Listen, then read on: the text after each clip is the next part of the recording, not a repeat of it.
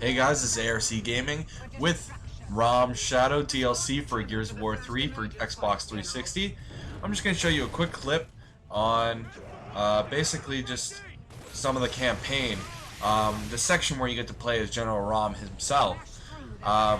If I do say Ram, I apologize. It's just how I've called him since Gears of War 1 until people have told me that his name is actually Raam. People who don't know who Raam is, there's going to be some spoilers in this, just so you know, from Gears of War 1.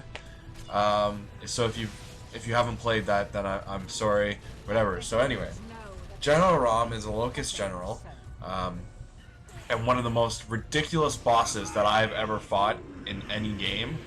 I'm not sure if you guys have played Gears of War 1, and if you've played it on Insane or not. If you've played Gears of War 1 on Insane against General Raam, that was ridiculous. He was hard. He had fucking krill all over the place. He had... Oh, man, he was crazy. Anyway.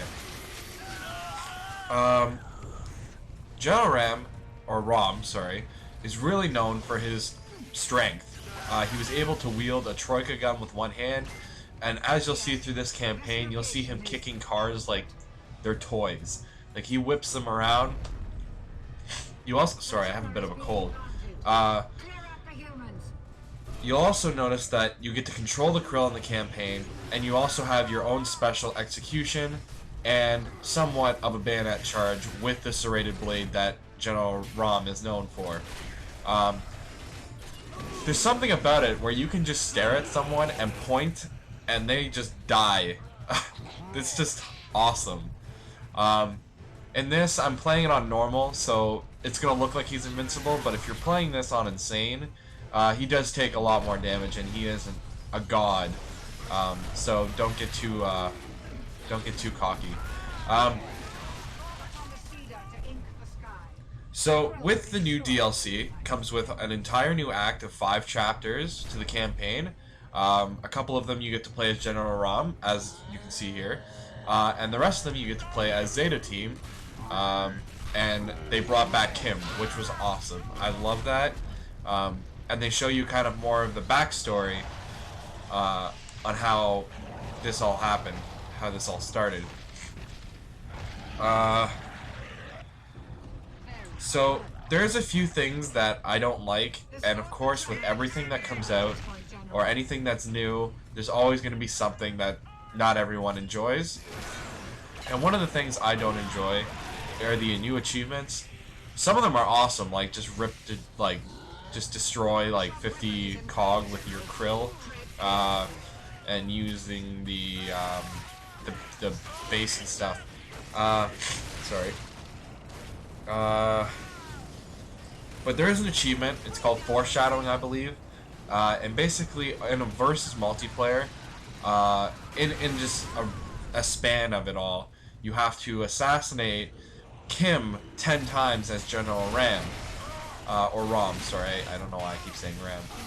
So as General Raam, you basically have to assassinate Kim 10 times, but this alienates the players who play as Kim. I personally have played as Kim since the first Gears of War game, in multiplayer. So when I found out that being Kim in Gears of War 3 was now being targeted. So for example, I go into multiplayer, and everyone is General Raam right now because everyone wants that achievement. But there's not many Kims running around for some strange reason, or it might be just because of the achievement. So I find myself being targeted by all these characters, and actually there was one time, I wish I had it recorded, but I don't.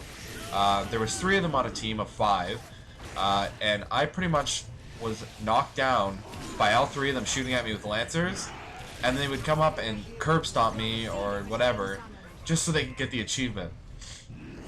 And they would take turns. It wouldn't be the same guy doing it. It would be like the 3 guys would gun me down me, and then go up and execute me.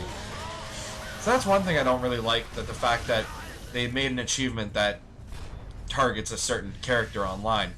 And they never really did anything that targeted any of the other characters, so it's not like they've done it before.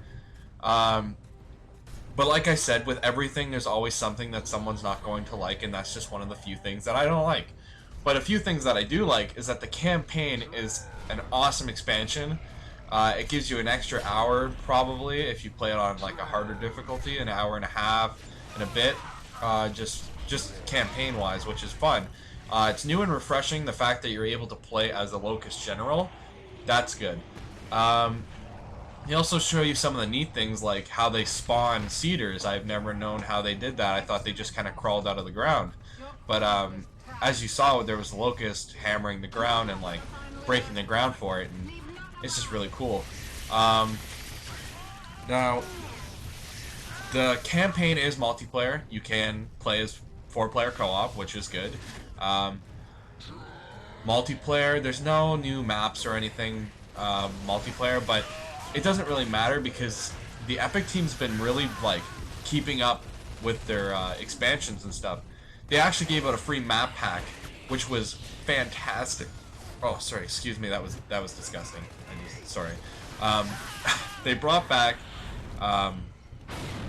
like Clock Tower and Bullet Marsh and all those maps, and you get them for free, which is really nice because Clock Tower is like one of my all-time favorite Gears of War maps, and they brought it back for free. What else is there to say? You can play as the Zeta team online, which is good. There's actually an achievement where you have to play 10 versus match as a Zeta team member, which also counts, you know, like you can play as Kim or any of those people, which is good. That's pretty much it. This video is coming to a close now. I just wanted to show you a quick little clip of playing, or what to expect as playing as General Raam and such. I know this video came out a bit late, because I believe the DLC came out on the 8th. I just haven't gotten the chance to review anything for a while, so I just thought this would be something good. And for anyone who doesn't really know Gears of War, this is also a good DLC. It's only 15 bucks. It's worth it, I think. I find it's worth 15 bucks, but some people might not like it. But even if you're new to the game, it's a good DLC to buy. If you're like a 6-year veteran like myself, you'll also enjoy this DLC. It's a good expansion onto the game, I think. And the next thing I should be reviewing is Phoenix Rising, which comes out on January 17th, I believe. And hopefully that DLC is just as good. Alright, that's all. This is ARCgaming, and this was Raam Shadow for the Xbox 360 for Gears of War 3.